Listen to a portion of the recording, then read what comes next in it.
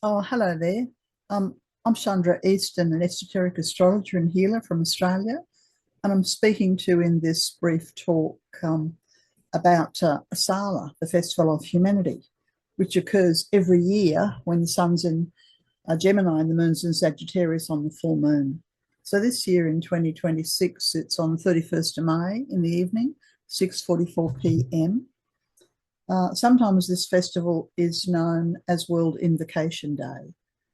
And in the lead up to the discussion around Asala, I'll also be talking about the two other major festivals, the festival that happens when the sun's in Aries and the full moon's in Libra, that's the Easter festival, and then the Vesak festival when the sun's in Taurus and the moon's in Scorpio. Okay, so just enjoy. Thanks a lot. Bye for now. Okay, so this is the Festival of Humanity.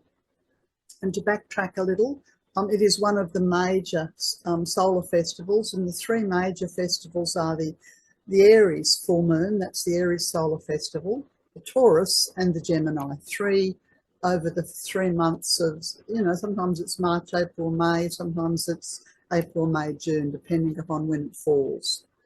So the Easter festival, when the sun is in Aries and the moon's in Libra, is known as the Festival of Renewal, which is kind of easy to understand when you know that Aries is at the beginning of the zodiac.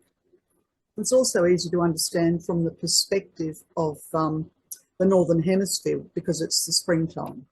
And it's an opportunity for renewal on all kinds of levels. And then we have the Vesak, sometimes spelt with a V, and often not always celebrated on the same dates, depending upon the different Buddhist traditions.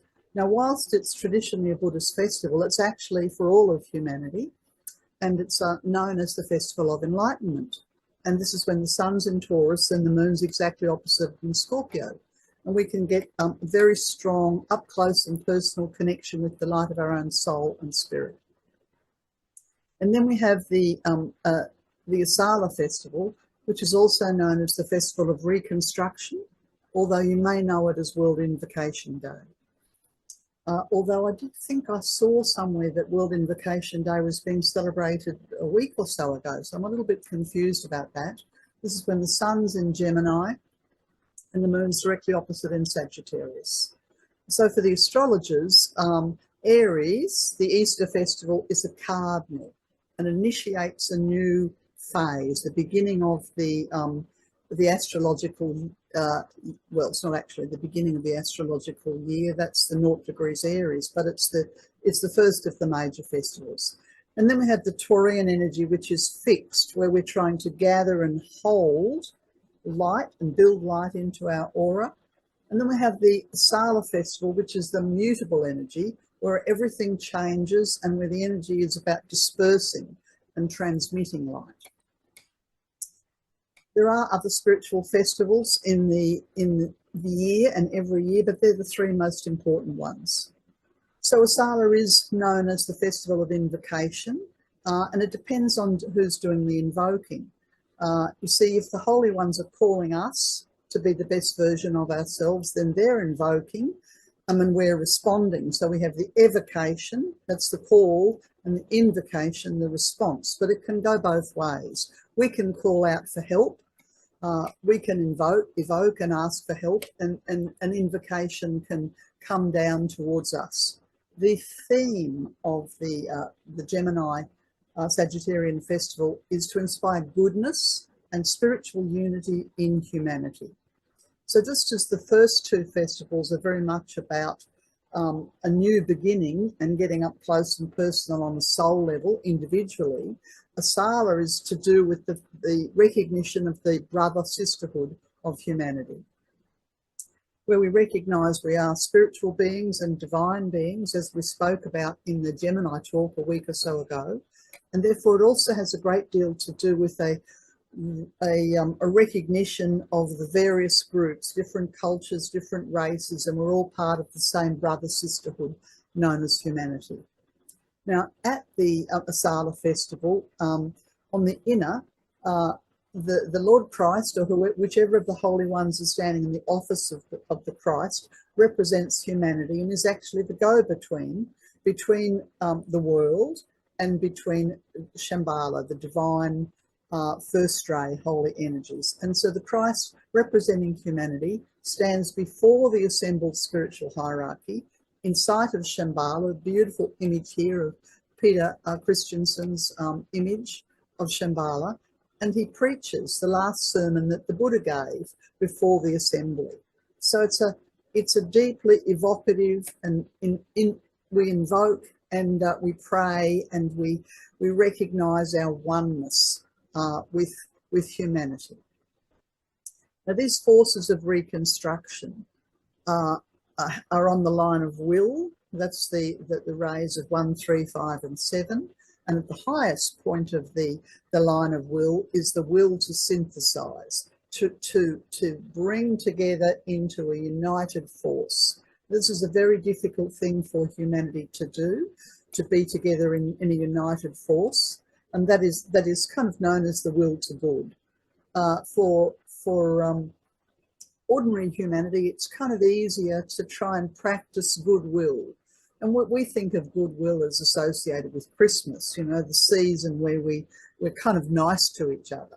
Whereas in fact, Asala is asking humanity en masse to live in the energy of goodwill, or to commit to the will to good.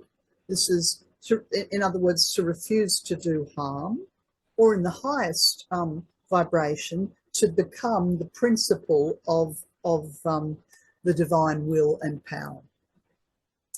And this is what's being asked of us individually and nationally. And the nationally is really important, because at the Asala festival, we're asked to disseminate the energy. This is the mutable, the dispersing energy. And the holy ones are interested in what degree of light are the different nations holding, the parliaments of the world, the bodies that represent humanity en masse. Are they holding light, or are they falling into darkness? This is what hierarchy are looking at every single year on the Asala festival. And as humans, we have to decide, do we separate into self-preservation, or do we become united? Yes, and in the Taoist tradition, they talk about the 1 and the 2 and then the 10,000. And so the Asala festival is associated with the 10,000 lights and how we can unite them to lift the vibration of the planet, because that is the purpose of the spiritual festivals, is to lift us individually and collectively. And so therefore there is an examination of all the global bodies, not that we're doing that, but that the holy ones are doing this. Is the United Nations working well? Is UNICEF working well?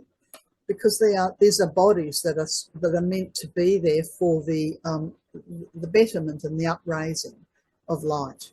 And at this festival, the Avatar of Synthesis, who is an interplanetary being of great potency and power, holy power, otherwise known as the Lord of Justice and Divine Will, he works.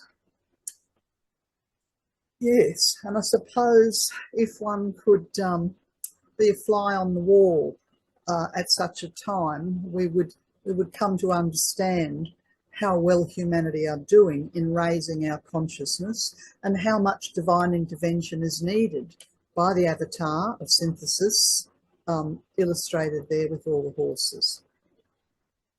Okay, let's talk about it being a festival of goodwill.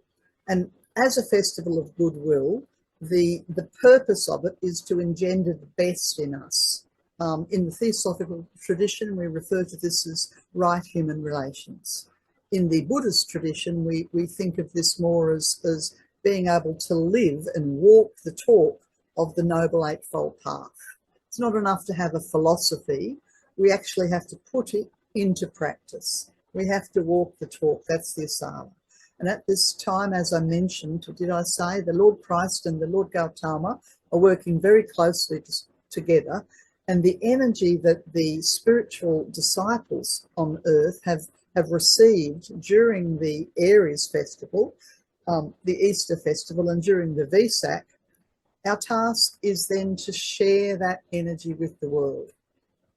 So there's nothing about holding the light for ourselves. It's about disseminating the energy that we have received to wherever it's needed on earth. And what happens is that over the 3-month period of Easter, Vesak and Asala, think of ourselves as an enormous catchment, and we are to gather light to lift our own soul and to radiate that light for the remaining 9 months of the year.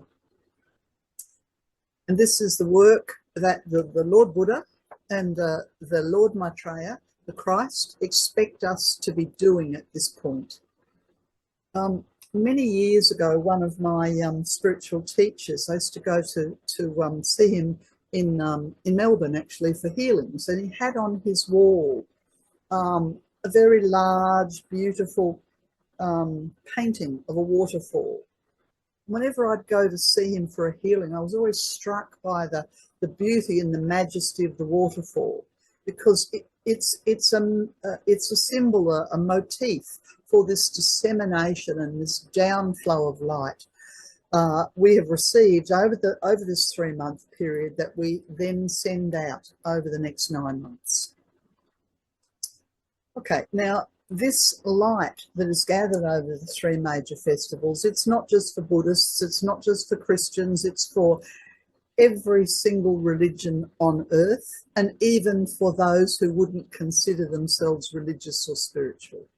And so it's gathered and harnessed in temples, both physical temples and temples in nature, all around the world. And I have Dendera there from Egypt as another one of the temples. Image there, I think that is an Asala full moon from a few years ago. And I have this image here of the Sagittarius, because as I said, the sun's in Gemini and the moon's in Sagittarius. And I particularly like this image of Sagittarius for a couple of reasons. For one, it's a woman, and most of the motifs for Sagittarius seem to be men. And for two, the woman has her hands on the earth. And there's something about the energy of Gemini that needs to be grounded and anchored in the earth. And in fact, the earth has a very strong esoteric connection to the sign of Sagittarius.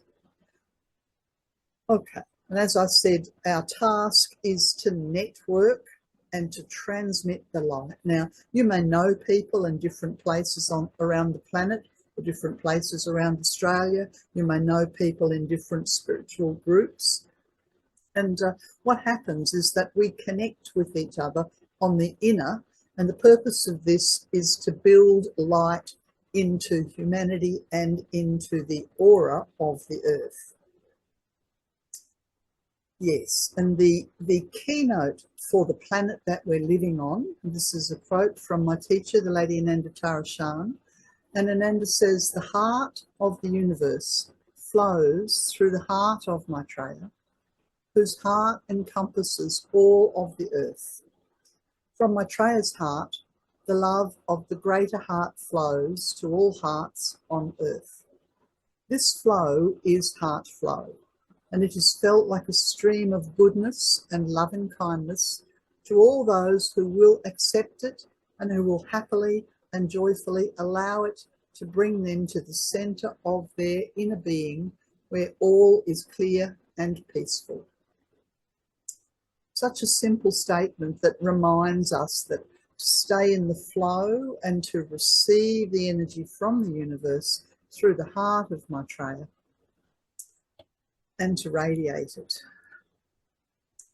from the heart of the universe, one heart through the many hearts.